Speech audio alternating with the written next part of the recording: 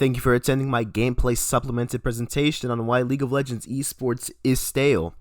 I used to play League of Legends. I don't anymore, thankfully, and one of the main reasons that I quit is the pro scene. When you look at the pro scene, you're going to see the same champions being picked nearly every game. You're always going to see a Renekton, or an Azir, or an Orianna, or a Nautilus, etc., etc. And here's the reason why these picks come up so often in a game where there is a roster of over 160 characters. Let's do it. Well, the first reason is patch frequency. League of Legends patches every 2 weeks, which means that it feels like the meta should be constantly changing on paper. In reality, this speed of patches makes innovation impossible. Pro teams need weeks to refine a new strategy, test drafts, and build coordination around said drafts. And by the time something unorthodox is figured out, the patch shifts again.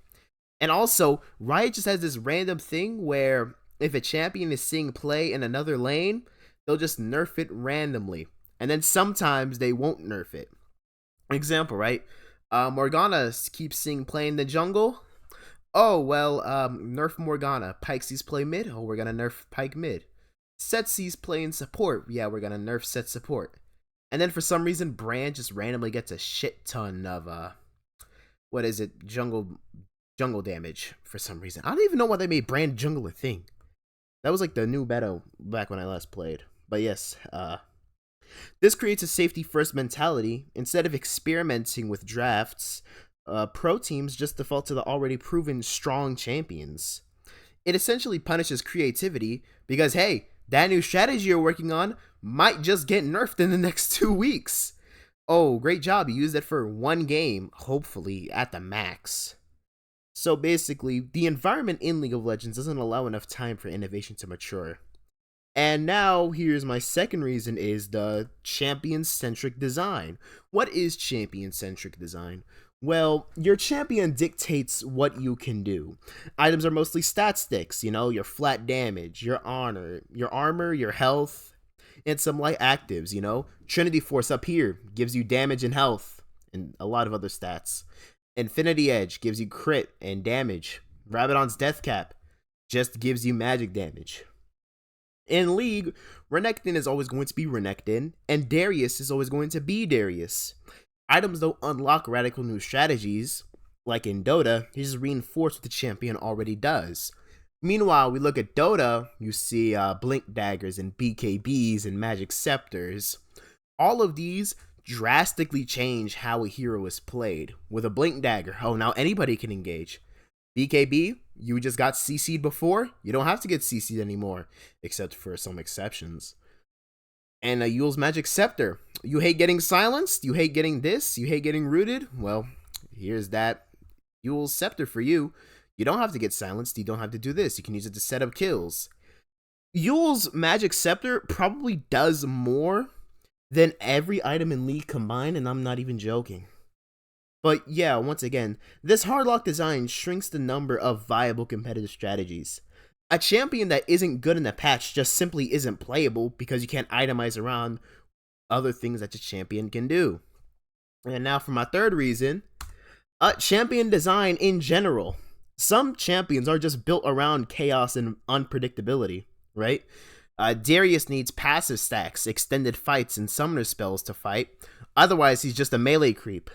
Tryndamere, this guy thrives when enemies aren't coordinated and he can just split push around over and over and over again.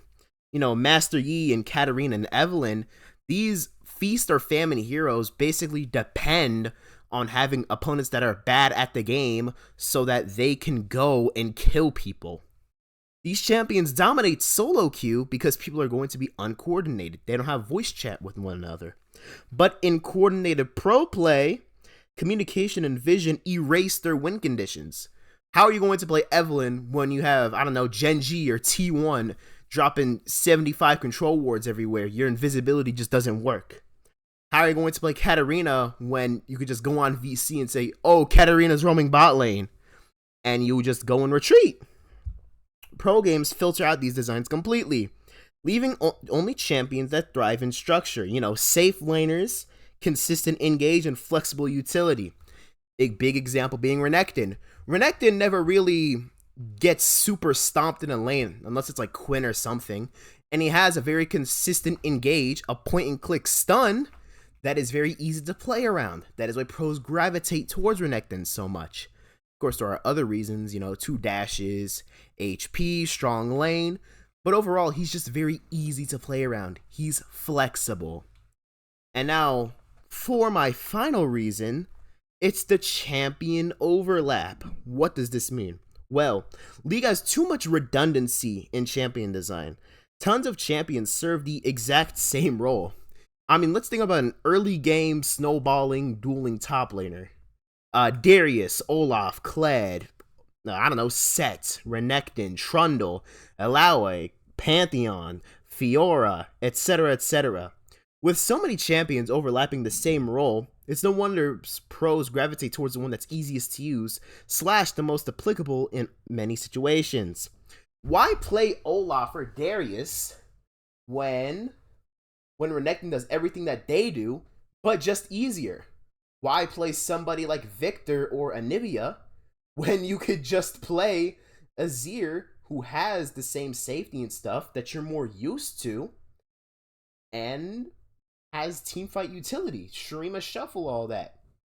In theory, the sheer amount of champions should mean more variety in designs, but ironically, meta bottlenecks happen where people just pick the same versions of the same archetype. If I want to pick an early game bruiser, I'm going to pick Renekton. Why? Because I don't want to play Feast or Famine Olaf, become useless if I lose lane, etc., etc.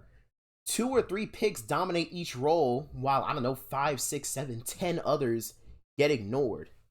And the result of this means that pro play looks stale, not because pros are lazy and don't want to innovate, but because League's entire design structure funnels them into sameness. Frequent patches, no long-term innovation, no hard meta shifts from emergent gameplay. Champion locks roles limit flexibility. Oh, you have to play RNG to make sure that your role just doesn't get nerfed into existence. Shout out to Rel Jungle. Chaos champions get filtered out by coordination. Half the champions in the game are countered by having voice chat on. And redundancy just makes certain champs permanently irrelevant. There are so many other options instead of Tryndamere. Why would you play Tryndamere?